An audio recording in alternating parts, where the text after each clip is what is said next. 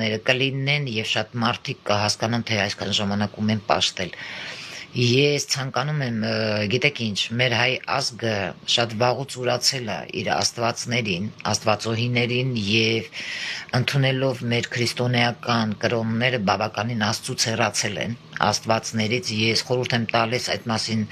մտածել այ հենց դրա համար է մեր Հայաստանը ներկա դրությամբ այս վիճակին հասել